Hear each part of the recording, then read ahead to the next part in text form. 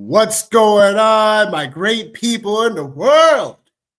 It's your guy, Nicholas Wilcox, alongside my guy here. This guy, big guy, going bald, Johnny Man. You ain't shit, man. Say what's up to the great people, Johnny. What's up, man? What's up? Yeah, going bald. Just figured I'd just, go ahead and rock it here. Let it be carefree. We're in the divisional round of the NFL playoffs here, halfway through with a shocker last night. But yeah, man, feeling good here. Before we get started, just, quick shout out to Mrs. Main.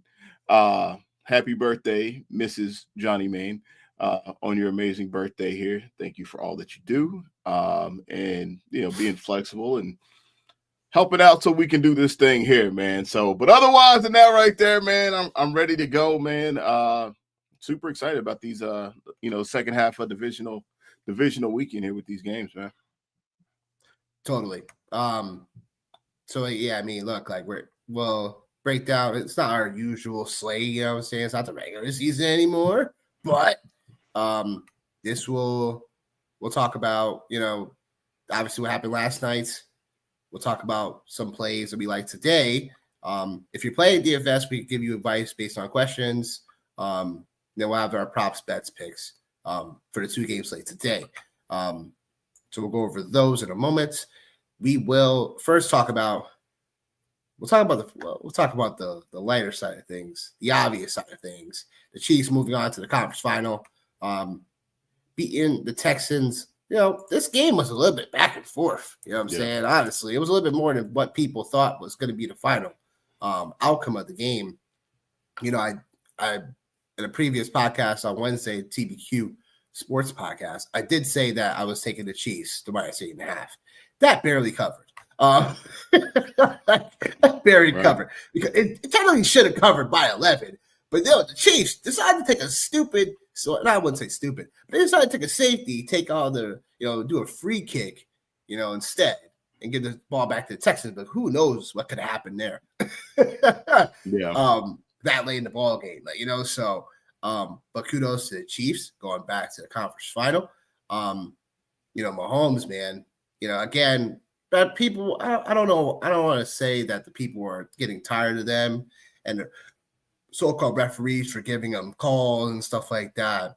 But I mean, look, that play Mahomes makes where he's barely about to touch the ground on a sack. That's like signature now for Mahomes. I feel like he's done that several times before, and he's made tremendous plays just by doing that, like alone. Dude. Like I felt like this one would have been, was going to be a lot closer. Just obviously they just previously played a few weeks ago in Arrowhead as well. And, I think we see it a lot of times too with these teams that have had the week off versus the teams that have already played. The teams that have played seem to be in like a little bit more of a rhythm. And I think like just DeMeco Ryans, like, he's one of those type of guys that you could tell, obviously he could get those guys up for a game like this right here. Again,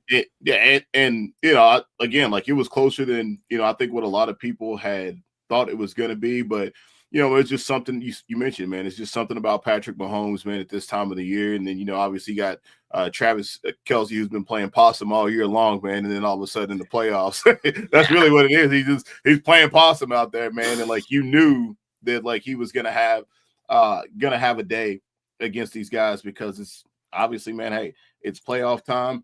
And as far as the refs go, I think, like that, there's definitely an element of it that, is starting to get on the, consumers and fans' nerves, if you will. I think I like how you said consumerism. Yeah, definitely. I'm in a mind state. Will Anderson, the play with him right there, man. I think, that was a huge play. That was a huge play early on in that game. And like for me, I just, I think we've lived through the Tom Brady rules, as far as like him being taught, we've lived through that, right?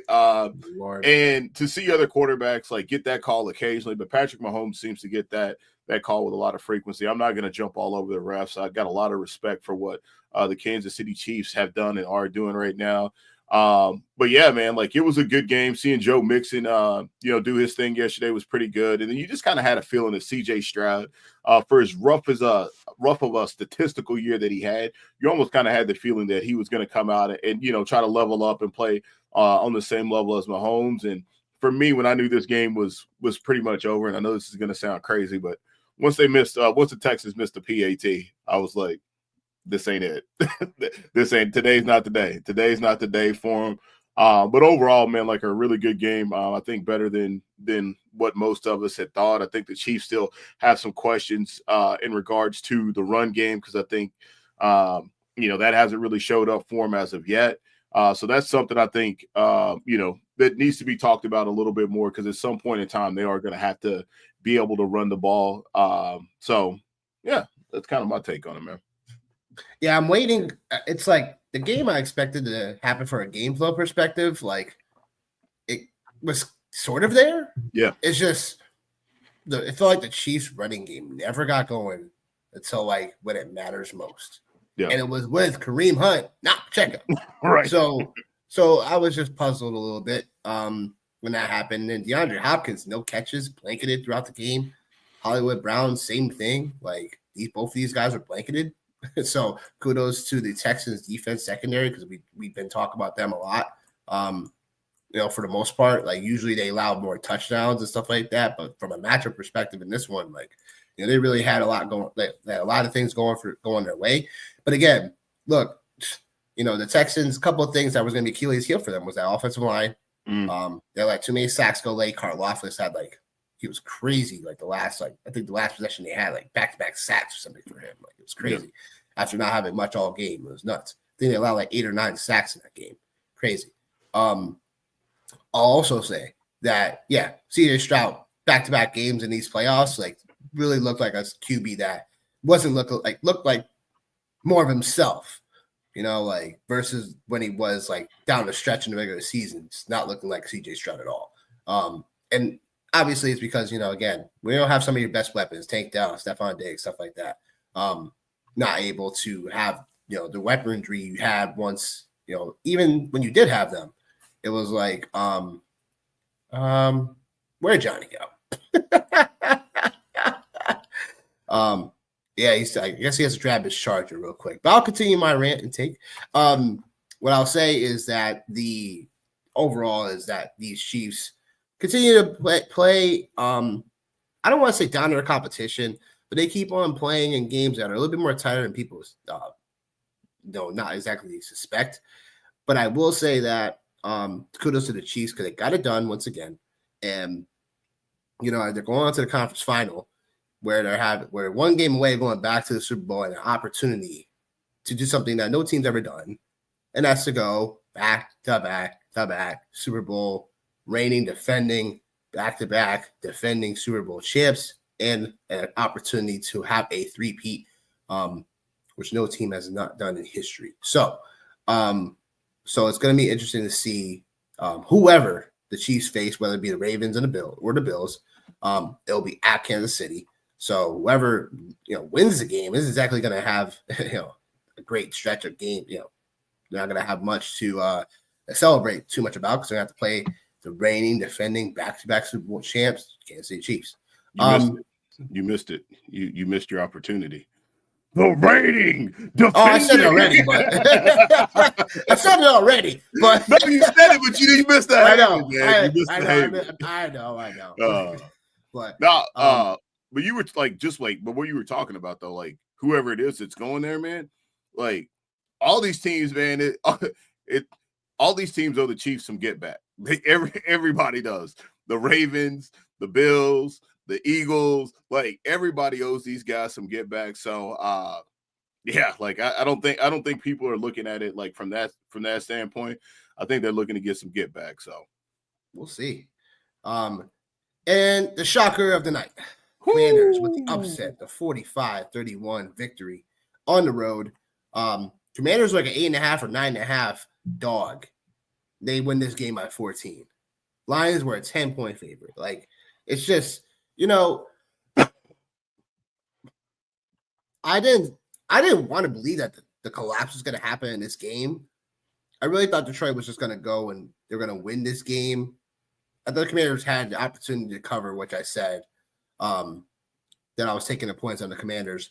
I didn't expect them to outright win this game just because of, although the Lions were dealing with injuries, the turnovers killed them in this game. Yeah, and the way they did those turnovers were drives where they were starting to go down the field on and getting the momentum, and again, just costly turnovers, and that's anything in a ball game, whether it be anything, football, basketball, whatever, turnovers. But it's more about when those turnovers happen and then how the other team capitalizes on those opportunities. Jayden Daniels, man, literally, like, again, we've said this before about Jayden Daniels, not a average rookie. He's doing, clearly, you're seeing that. Clearly not your average rookie QB, and he's doing remarkable historic things. He has done total yardage 300 back-to-back in the playoffs as a rookie. No one's ever done that. And the only rookie QB outside Joe Flacco that's being the number one seed on the road. So, yeah, I mean, look, like Jayden Daniels, this kid's got ice in his veins, like literally, like nothing scares him, nothing phases him. And it's remarkable to kind of see the Commanders going back to the conference final for the first time since 1991. The Cowboys haven't done that in a while. Oh, man.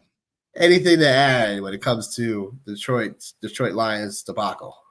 Yeah, well, a couple things. You mentioned one stat about Joe Flacco, but there's another stat as well about Jayden Daniels. His first rookie quarterback to win 14 games and win a playoff game. The only other quarterback to do that was Ben Roethlisberger in the rookie season. So, yeah. But no, like, I think, like, just one of the things that, we have seen with the Lions at points in time this year was turnovers in bunches. And I didn't expect the Commanders to win the game. I thought the Commanders could cover as well. I just thought that this was one of those situations now where, having, mobile quarterbacks in the playoffs. Montgomery's back. Like, you know what I'm saying? Oh, yeah. I mean, well, really just for me, like, I didn't know how Washington's defense was going to be able to stack up against the Detroit offense. That was the biggest concern for me, was that right there. I thought Washington would be able to move the ball. I thought they would be able to score points, but it was just like the Detroit Lions offense all year long was like, okay, like we talked about it before. How do you want it? Okay, you want us to run the ball on you? Cool, we'll run the ball. All right, hey, man, you want us to throw for 304 touchdowns? All right, cool. Like, we can do that. You want some combination of either or? We can do that as well. And I think just like the Washington defense, obviously just being able to step up and make plays. I think one of the things that all of us didn't take into consideration outside of Commanders fans is just that, like, a lot of veterans on that team, right? They made a lot of moves during the offseason to bring in, some players that had some experience, right? The Bobby Wagners of the world, Austin Eckler, guys like that right there. Again, that Zach Ertz, that, on this roster that have had some form of playoff experience and things like that right there. So I thought that aspect of things was super critical. And I think just having that type of veteran leadership, and then, you put that together with, the talent that you have with JD5 and obviously, man, Terry McLaurin, finally getting over the hump, man, and getting into the playoffs.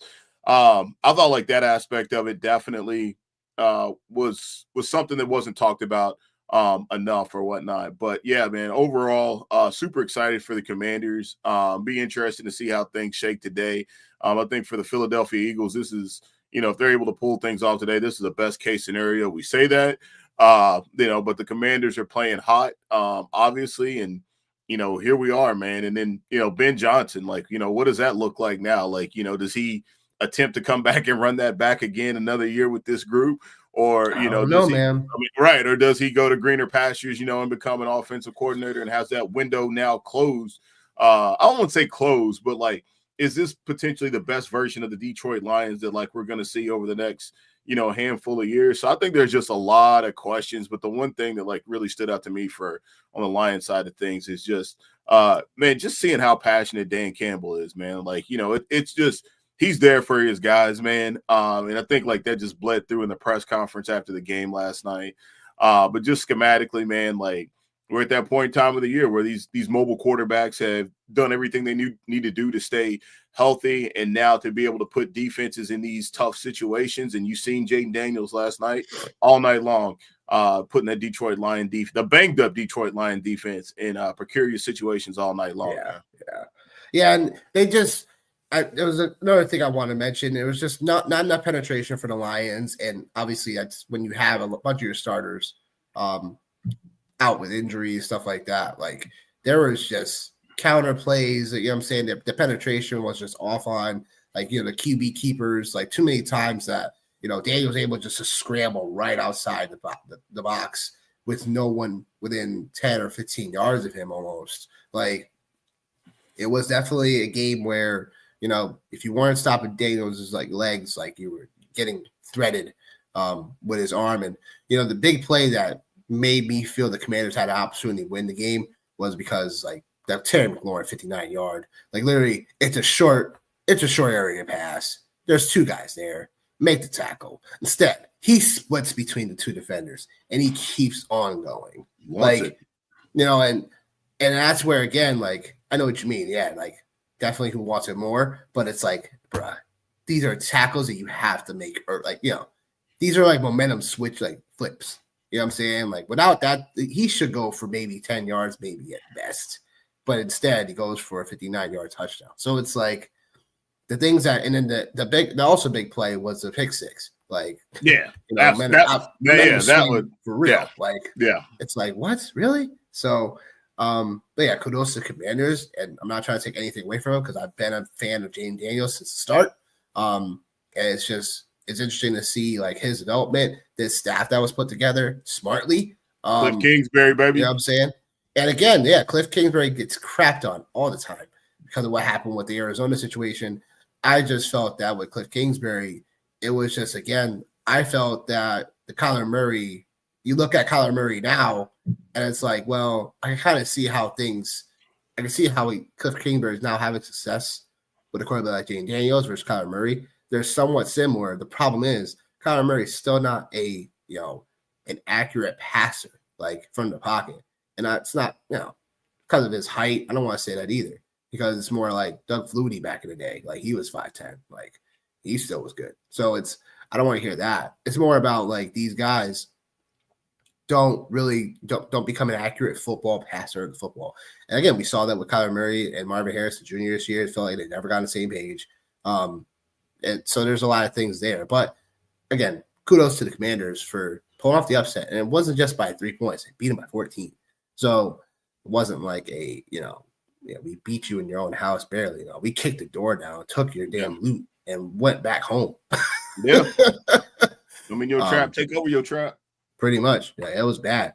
So I think in terms of the coordinator situation, I do expect both of them to go, both offensive coordinator and defensive coordinator, to get their head coaching jobs, because in this cycle of head coaching jobs right now, somewhat teams are kind of pickled into picking a certain group of guys right now. This is the opportunity. If you want a head coaching position, this is the cycle to probably do so, because it feels like the franchises that are getting the opportunity that you're getting, they're only gonna be there. They may be available again in 3 or 4 years, but it's you want to wait that long. I think Ben Johnson, I think he's a lead candidate for the Raiders. That would make some sense. Heard a rumor that they would trade Hayden Hooker to the Raiders if they requested it. Hayden Hooker, baby, get it right. You team, shout out. Let's go. That would be interesting. So, right. What did I say? So that'd be interesting to see. But I would say Aaron Glenn going to the Jets would be interesting. Going back home, you know what I'm saying, type of thing. Feel good story. New Orleans. So New Orleans is possible as well. Yeah. So yeah, I mean, look, I think there's a few candidates. A few coaching positions out there that if you're looking to be a head coach now, you're ready. You should jump on the opportunity to do so. Depending on what situation you want to enter. Because Dallas, I think, also is a very interesting spot as well. It's just there's a ton of baggage that comes with it, obviously. So that's where that goes to. But yeah, that was Saturday. Let's get into today's games. Let's get into the first game. Should be a very interesting one, depending on weather. Of course. The Rams going into Philadelphia. Take on the Eagles. The over-under is 42.5. The game time is 3 p.m. Rams are getting 6.5 as the underdog on the road. Johnny, what are your first thoughts on this game? Your overall take here? What do you like? What you don't like? What do you see happening here? For me, man, I look at this game and I think actually we got 2 rematches today, regular season games, which are very interesting just at the onset. But I just think like this is one of those situations where the Rams defense is, as my coaches used to say back in high school, a little light in the britches. There you go. Just hope he's watching, by the way. What do you say? I hope he's watching, by the way. Oh man, all these references you had for him. Oh man, listen, I had some awesome high school coaches, man, football and basketball. But yeah, I just think it's one of those situations where they are lighting the britches, and I think if you're the Rams, you got to make a decision, and the decision is are you going to stop Saquon Barkley or attempt to stop Saquon Barkley, or are you going to let Jalen Hurts as a passer take his shots? And I think that's what we're going to see. Is I think we're going to see the Rams come in with a game plan today, trying to make the Eagles win this game through the air. I know we got some bad weather coming in as far as snow. I checked it a while ago before we got online, and it literally all of the snow is supposed to be happening during the time of the game. So I think that'll be interesting. And I heard a crazy stat about Stafford the last time he played in a snow game, which I think it's maybe 2012 or something like that right there with Calvin Johnson. And he had 5 fumbles in a snow game outside. So hopefully that does not happen for him today. But even just like historically looking, the Eagles and Rams have played, I think 2 times in 2 of the last 3 meetings. The Eagles have won by 2 scores or more, and obviously Jalen Hurts has been at the helm in those situations. No Saquon Barkley, obviously, but AJ Brown has been a menace to the LA Rams during that window of time. They've won by, like I said, by 2 scores. And then like just kind of flipping things back over, man. Like in this matchup earlier on in the year, Saquon went absolutely nuclear. He went absolutely nuclear. So I think if you're the Rams, that's got to be your plan. As far as the Rams on the offensive side of the ball, Puka Nacua, he was a problem for them last time they played. I think, yeah, he went over 100 the last time they played. So I feel like both of these teams now being familiar with each other in terms of like how they played. I think the Eagles obviously have to figure out a way how to minimize Puka Nacua and what it is that he does. So I know there's been a lot of conversation about Cooper Kupp a few weeks ago on this very show. I said it, caught a little heat behind it.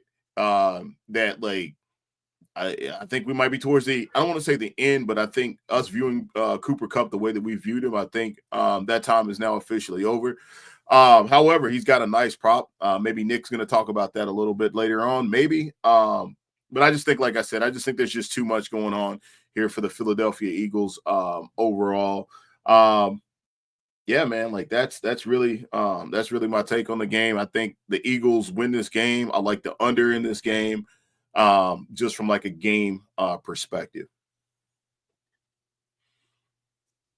Yeah, with the weather, things come into play, obviously, when it comes to this matchup. The first thing I'm looking at is obviously the obvious matchup of the run game for both teams. So Barkley running against the Rams run defense.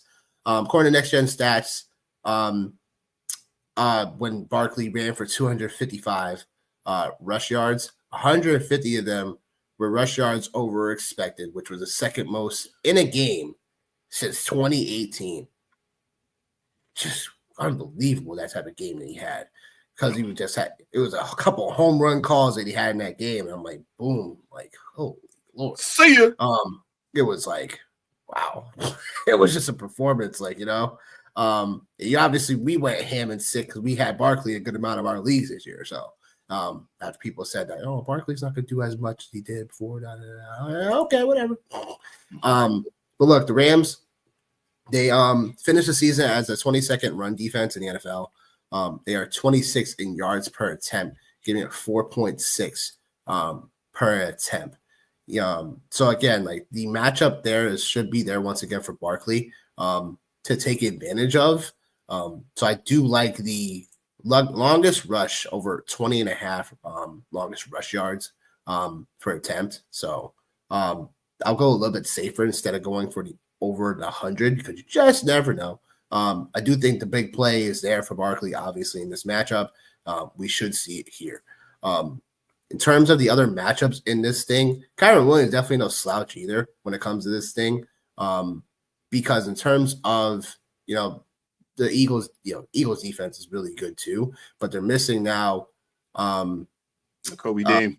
Thank you. Kobe Dean, who has been their, star Mike linebacker. So now you're probably going to be seeing Zach Braun probably play that position a little bit more with a combination of Trotter out there.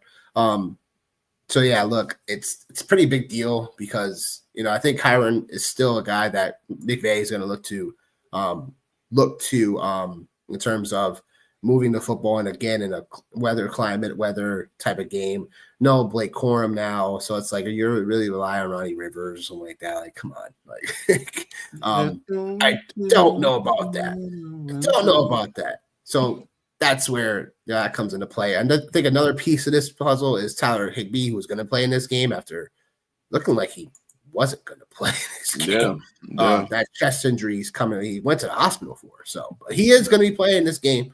So again, Higbee is no spry chicken. He's 32 years old. But in terms of the play action plays and stuff like that and things over the middle, like something to keep an eye out for, because if that starts happening for the Rams to have success for it, which they did have in the first game, last week against the Vikings, if they can continue on that success, this could be a long day for the Eagles defense in terms of, their front seven and in terms of their linebacker core, missing Kobe Dean. So there's that. Those are the things I'm really looking at for this game. Obviously, the Eagles corners against the Rams receivers. We all know Cooper Kupp. We all know Puka Nacua. You know what I'm saying? They did their thing last time as well, but it was, again, kind of more like catch up, away from the game they played before. So it'll be interesting to see how Stafford and these guys are able to maneuver in terms of when they saw the first matchup versus now. Look, Cooper DeJean playing against Puka Nacua, potentially the slot, is going to be something interesting to watch. There's no doubt that, again, these, Puka Nacua is the star of this offense now. According to Next Gen Stats, the first matchup, Nacua was deployed on 78. He gained 78 yards on 117 of those yards in the slot. So, so it could be a matchup where they do, because of the weather, because of things, you got to throw things a little bit more short and intermediate. Puka could play a lot more slot potentially in this matchup, like he did in the first one when he had success. So instead of more on the outside. So we'll see what happens with that. I do think the Eagles cornerbacks, again, Darius Slay, we're talking about, Quinyon Mitchell, Cooper DeJean, yeah. I was gonna mix another name, so thanks. But those guys as corners have been playing some of their best ball all year. The Eagles have been playing as a top 5 defense all year since they made, had those rookies in the lineup, and Darius Slay has been healthy. Like, these guys know how to shut it down. So there's that, and then clearly the last thing that I'll talk about is both of these. It always comes down to the trenches, and especially in a game where we're going to be seeing forecast issues. Like, this is going to be about, can Jared Verse, who, by the way, apparently despises the Eagles. Wrong time, Rook. Wrong time. Don't know why he said that. Wrong time, Rook. Wrong time. Some of them things just keep to yourself, brother. Seriously, just keep to yourself. Keep them as fuel for your own self. I guarantee he's gonna get a wham block today. He's gonna have something for sure. I will say about Jared Verse, he's having a great rookie year. He's probably going to be defensive rookie of the year. He has 76 pressures on the year. That's 4th in the NFL. To give context, Trey Hendrickson led the league with the most pressures, and then we had Danielle Hunter with 90, and then Myles Garrett 84. So Jared Verse having 76 pressures in the year really makes it so Jared Verse is gonna gonna bring some pressure, hopefully. This defense was definitely surprising the week in the matchup against Darnold, and these guys sacking him 9 times last week. In their matchup in that neutral game, by the way, which it should have had a home matchup, but due to the wildfires. But I will say that it's going to come down to that. And then obviously the Eagles offensive line has been a top 5 offensive line for God knows how long. So again, it comes down to that. Obviously, I'm taking the Eagles. I'm taking the points here. I just think the Eagles have too much of the makeup to not let this one get away from them. They play at a pace where, Hurts can dissect. The only way, again, this happens if the Rams are going to have opportunity to win this one, and at least even have a chance at covering, or having the 6.5, is they're going to have to find a way to offensively get their offense in rhythm early. One of the things, obviously, we saw in the first matchup was Barkley. You got to literally shut down Barkley. I think you got to put all your resources on that and allow Jalen Hurts. If Jalen Hurts is going to beat you one-on-one, and let him use his arm downfield, obviously contain him so he doesn't run outside the pocket either. It's a lot to ask for a Rams defense that, again, they weren't one of the better units coming into the playoffs, but I will say that they do show some heart. This front seven is no joke. As long as this Eagles offensive line goes, they've been looking stellar all year. So again, I think it comes down to, I think the Eagles have too many better matchups on paper to take advantage of the Rams in this matchup. Again, the turnover or 2 is going to happen for the Rams. A special teams play is going to happen for the Rams in order to win this one. The under, I feel like I do like, but I guess if I'm going to take a play, no, I'm going to take the over, because I think both of these offenses are going to have opportunities to look to score. And it's just going to be all about who's going to be able to do that a little bit more better today. I think defense are going to come to play, but I think ultimately if the Eagles are going to have their way with time possession, if anything, look like how they looked like last week against the Packers, where, again, the Packers had some opportunities in that game, but again, the Eagles' pressure was there too much, and Jordan Love didn't look healthy, stuff like that.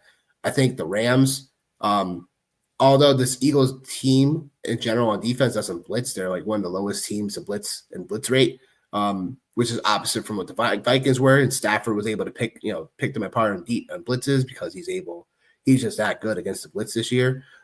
It's the opposite. So it will remain to be seen if the Eagles pass rush as well plays a factor in this, because they don't blitz as much. So that Eagles defensive line is going to have to get home.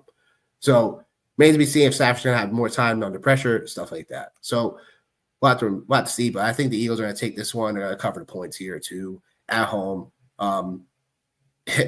Win, and they're hosting the NFC Championship game against the Commanders.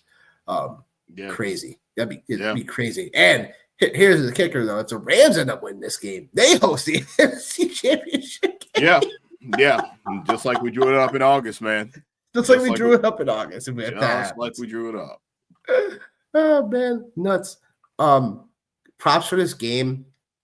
I do think, based on the props I have, should be more game flow dependent.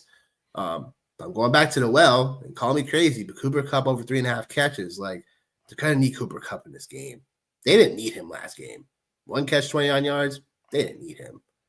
Last game against the Vikings, it was a pure shutdown of Sam Darnold and the Vikings, like literally. So I think Cooper Kupp finds himself in a situation where, and I talked about that earlier, the Eagles linebackers are going to potentially have a tough time, with Kyron Williams getting, fed the football, with Tyler Higbee potentially taking away some linebackers over the middle if they get a catch or 2 early on, just like they did against the Vikings. If they find a way to get them the ball early, that may change some game flow plays happening to where Cooper Kupp can find himself in situations where he gets the ball. I think 3.5 is too low for Cooper Kupp. I know he's been struggling. I know he doesn't look like his usual self, but 3.5 catches for Cooper Kupp in a playoff game with a 6.5 point underdog. I do think that Cooper Kupp can definitely get there. Kyron Williams over 91.5 rushing receiving. The last couple of games, Kyron's been better at catching the football. They've been checking down the ball him to a little bit more often. So the line feels right. in terms of that. But if you're a little scared about just the receiving portion, the 74, 75.5 I saw for rushing yards seems nice as well. But again, the Eagles are still a decent run defense as well. So, but I think this play is definitely in play because of the Rams being behind. They really don't have no one else really to sub out Kyron like that. So he should be playing all 3 downs. So Kyron should just get there based on volume alone. Jake Elliott, a rare kicker prop. Elliott over 7.5 kicker points. So kicker points, how they work is extra points is 1 for the books, and then every field goal made is 3. So in reality, if Elliott scores 2 field goals, 2 extra points, meaning that if the Eagles, let's just say the Eagles score 20 points, they get 2 field goals off of that, and then 2 extra points, you have the prop. Just an example of how it works. But Jake Elliott over 7.5 kicker points. He's done this in I think the last 6 home matchups that Jake Elliott's done this in. So in a game where the weather is going to be affecting things, like this could be a spot where if they get a little bit more closer than we want to, the Eagles may just take the points and settle. So this is possible. But those are all the plays I have for the 3:00 game for the Rams Eagles. Johnny, you in agreement with the Eagles or you like the Rams? Which one? No, like I said, man, I think like this is definitely an Eagles game for sure. Rams play a lot of zone D. So again, there's just not a lot of ways that I can see that the Rams can get there. I think the Rams defense has been built to get after the passer. And so because the defense is built like that, you're going against a team, again, as I said, that can, they can play in a variety of ways for sure.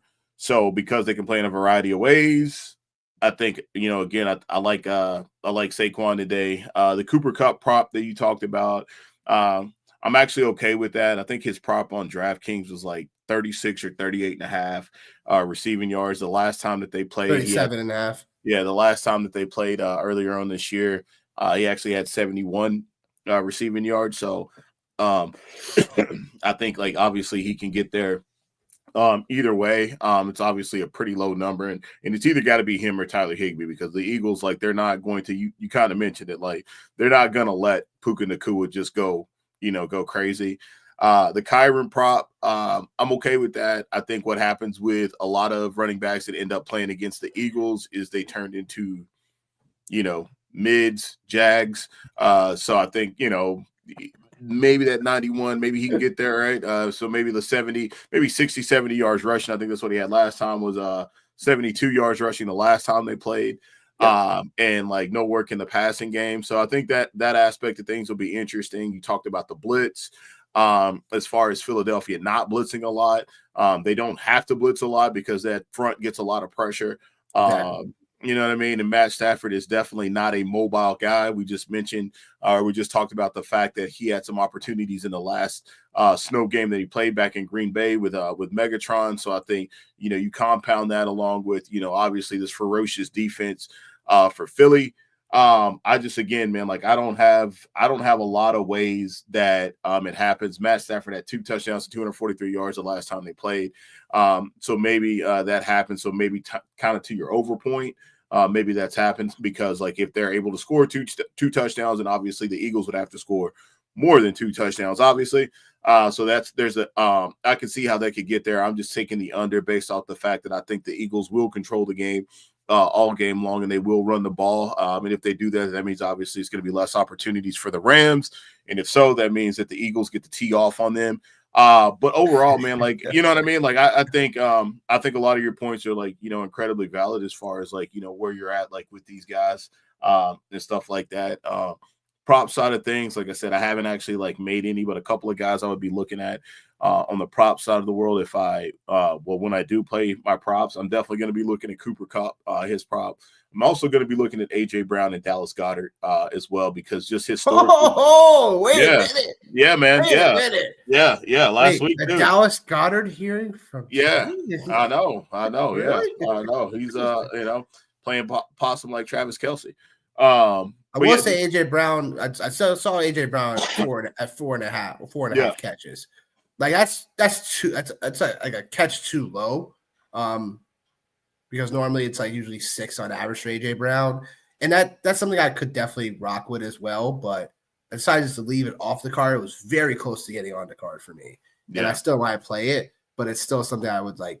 It's Cooper Kupp based on game flow and how the Rams should be throwing the football potentially in a game where they should be coming back from. So how's Goddard?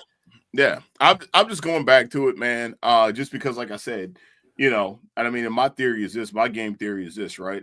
If you're loading up to stop Saquon, what you just talked about with the Rams, well, that's the same thing that works for the Eagles, right? Like if you're loading up to stop the run against Saquon, Dallas Goedert is probably going to be the guy that's going to be running free as linebackers are going to be coming up. So, like I said, we'll see, but like he's definitely a player that I'm definitely considering. So, I like it. Yeah. I like it. I like it a lot. All right. So we're in agreement on the Eagles. Makes sense. Yep. Let's see if we're in agreement on the next game. Ravens, Bills. Basically, I pick them. Ravens been pretty much 1.5 throughout the whole, pretty much the week has been like pretty much that from a betting line trend. Bills are at home. The over is 51.5. It's 6:30 game time start. Yeah. So yeah, I mean, there's a few things to like about both sides, right? Both of these quarterbacks, for legacy purposes, need this game, right? Both of them have to get this win, right? But only one can win. In terms of how I see this game going, like there's a few things that I want to check into the matchup, and that is Buffalo Bills linebackers take on Derrick Henry. Clearly, right?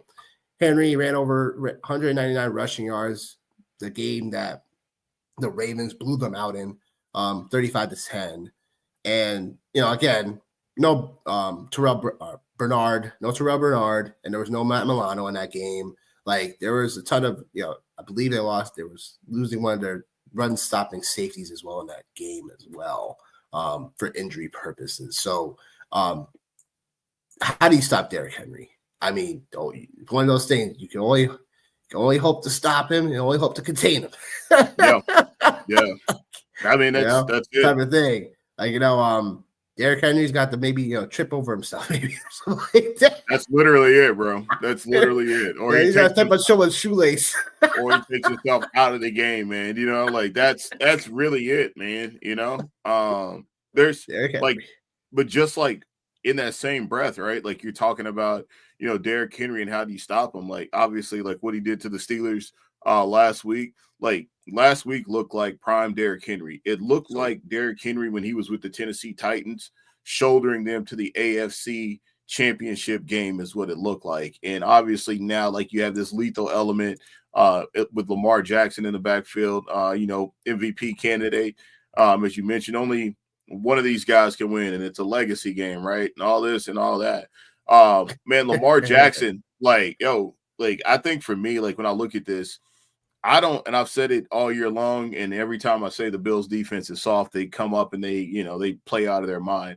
But I think again, like this is a narrative for the Bills now that I feel like if they are able to win this game and slow down Derrick Henry, then I think they do go to the Super Bowl, man. But I also think this could be one of those situations where this could be a really physical game for the Bills. And if they find some way to win, then you got to go play Kansas City, another really physical football team. But I like the Ravens, man, as much as it obviously as it pains me to say this. I just think that it pains me to say it. Like it pains me to say it. But now that my team now that the Steelers are out, I can really look at this through, an objective view, man. And I just don't think that there is a way to be able to, and if you are able to slow down Derrick Henry, then guess what? Now you got to deal with Lamar Jackson, right? And I just think defensively too, like with what the Ravens have done with Kyle Hamilton, which was a guy I loved coming out of the draft. I don't see a way that the Ravens lose this game, other than obviously the Bills get a few turnovers. It is a very unique situation where the Ravens are the road team and they're favored. But I mean, if we're just going back and looking, you mentioned Derrick Henry. So Justice Hill last game, 6 for 6, 6 targets, 6 receptions, 78 yards.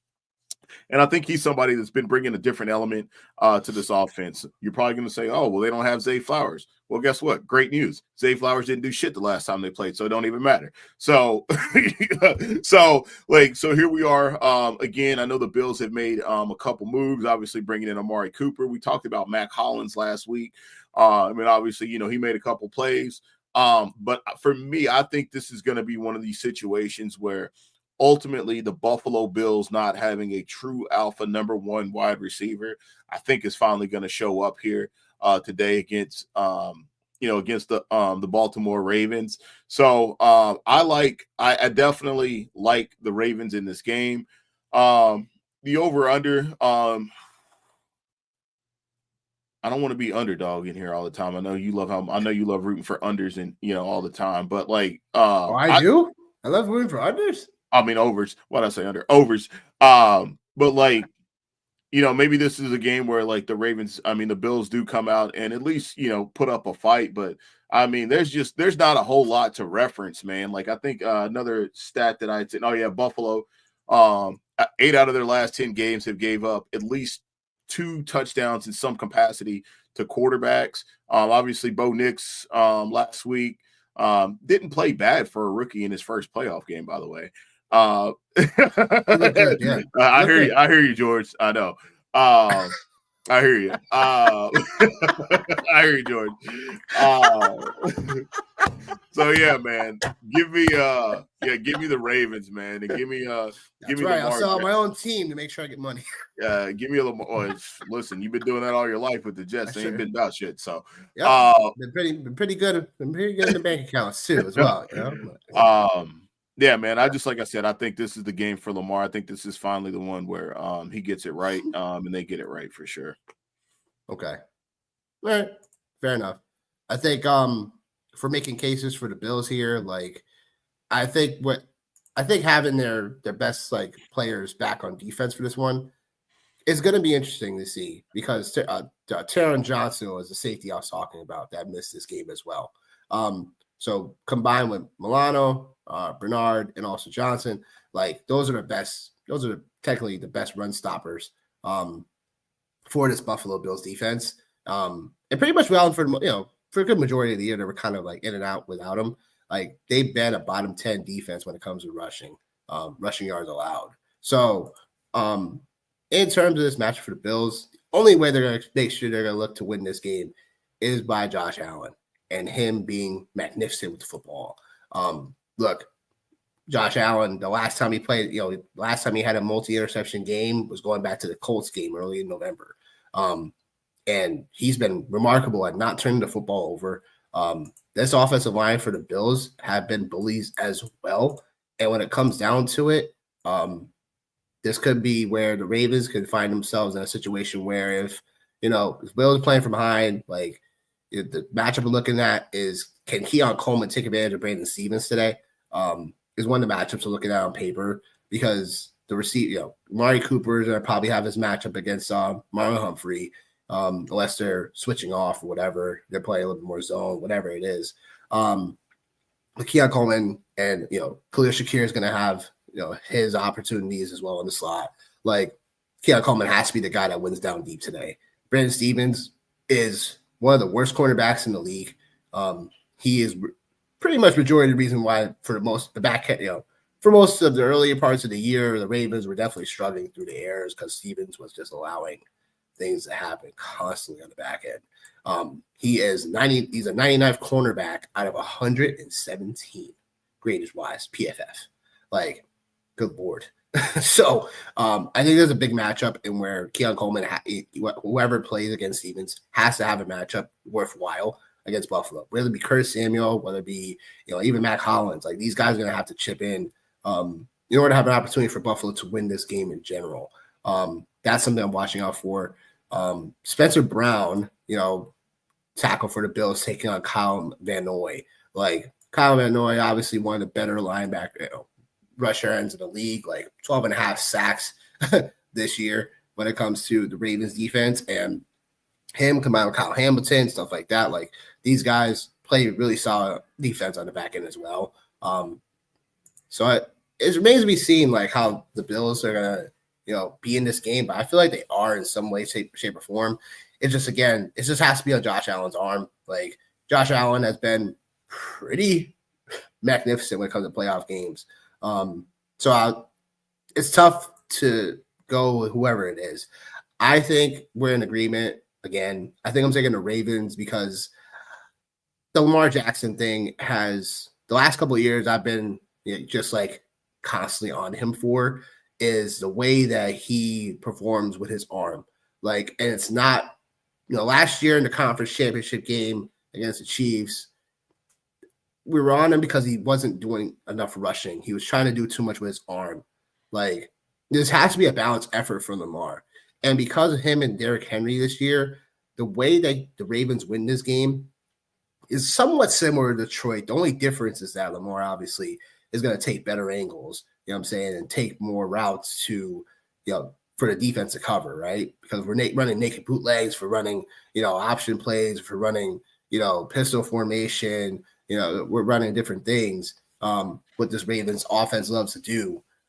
There's also ways where, again, we're either going to have Derrick Henry, we're going to run him power play, we're going to run him dive play, we're going to run him stretch out sides, and we're going to have Lamar Jackson, play action, boot off that, or play action and literally just take off when needs to. Like, there's so many angles that you have to cover for just those two guys alone, let alone the other threats in this offense as well. I know Zay Flowers not going to be playing. I believe he's doubtful. Last time I checked, I don't think he's playing. No. But in terms of this game for the Ravens, I wouldn't say that's not a huge loss because it somewhat is for the deep play. But I think in terms of likely coming into the fold, Andrews, Bateman, even Nelson Aguilar to a weird degree, like they'll have to play those guys as well in order to keep this thing afloat. So I think if the Ravens game plan is simple, run the football, control time possession, don't let Josh Allen have too many opportunities on the offense. If the Ravens can find a way to follow this game plan and Lamar Jackson don't turn the football over in unnecessary ways and take the points when they can, I think it's an opportunity where they definitely win on the road today.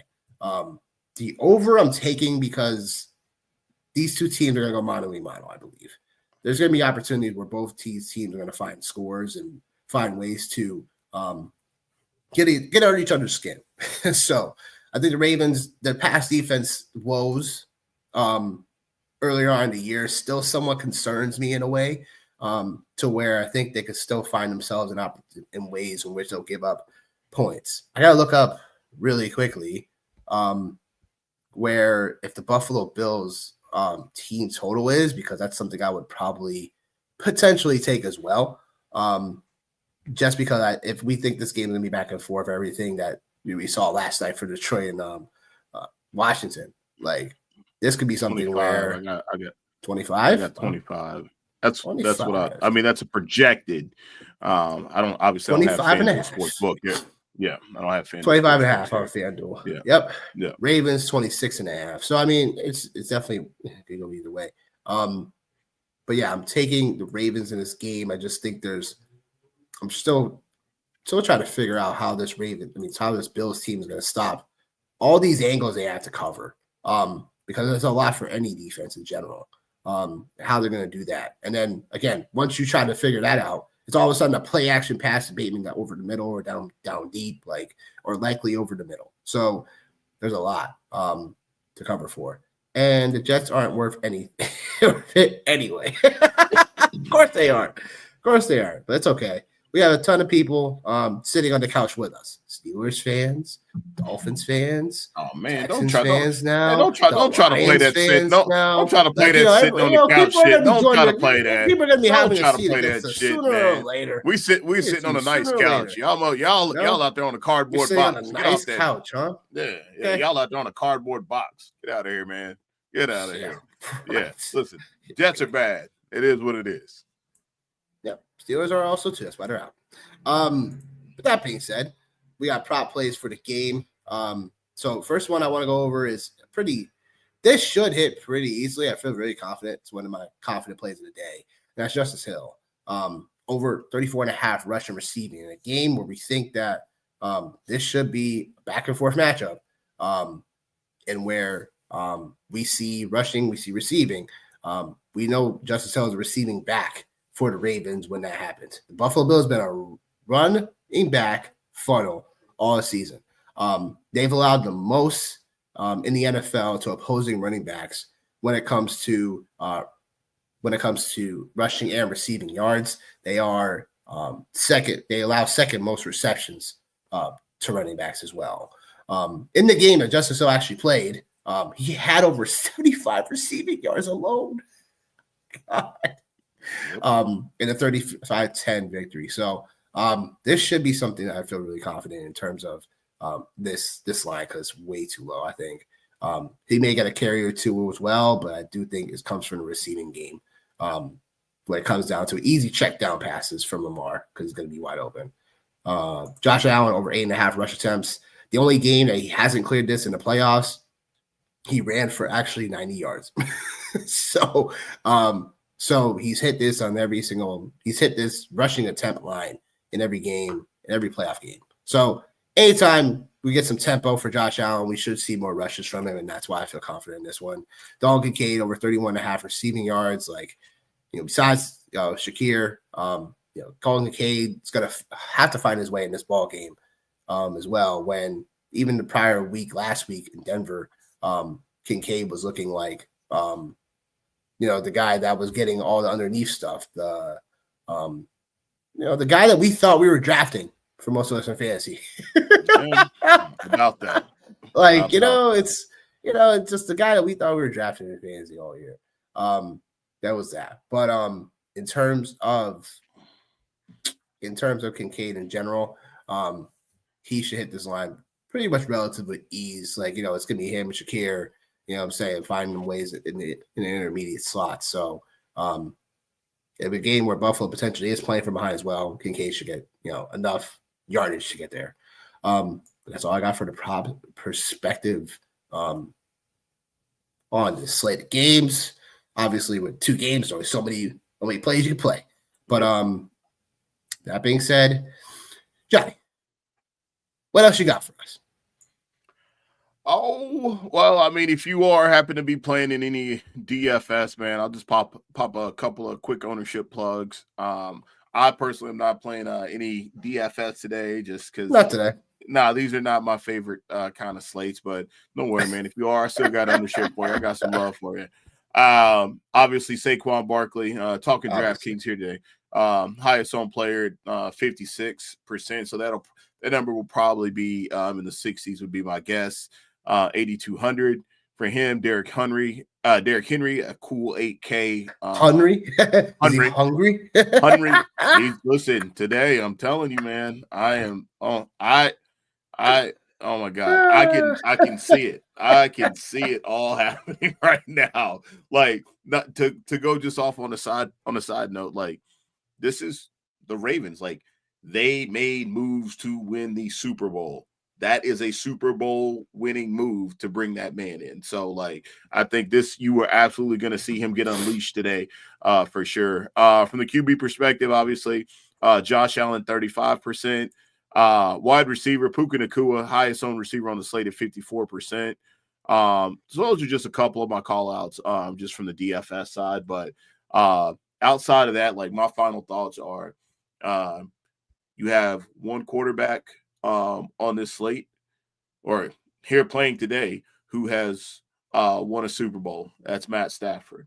You have 2 potential MVP candidates this year, Lamar Jackson, Josh Allen. You have 2 of the best running backs in the NFL, right? And then you have obviously 2 coaches who have won Super Bowls in Harbaugh and McVay. So even though last night's individual game was a really good game, I think this is definitely the best set of games that we have today, just based off of everything that I just mentioned in terms of the Super Bowl quarterback, the MVP, the coaches, the storylines, right? I'm super excited today. And like I said, man, I think it's going to be awesome. It's just going to be painful to see the Ravens probably pull out a win today. So fly, Eagles, fly is what I got to say. I get out there and do my ghillie dance out there for the Eagles today, man. Oh my goodness, yo. Oh my goodness. Yeah, final thoughts. I mean, I'm looking forward to both of these games, honestly, because both of these games have more of a richness to them in terms of backstory, background, and what we potentially could see. But I mean, yeah, look, I'm sure it's going to pain you to see the Ravens absolutely potentially win this game against the Bills. And I'm rooting for them because I can't stand the Bills. So I hope they, choke today. But it's a fun fact. It's about the air animals today, not the land ones. Bills. Yeah. Okay. All right.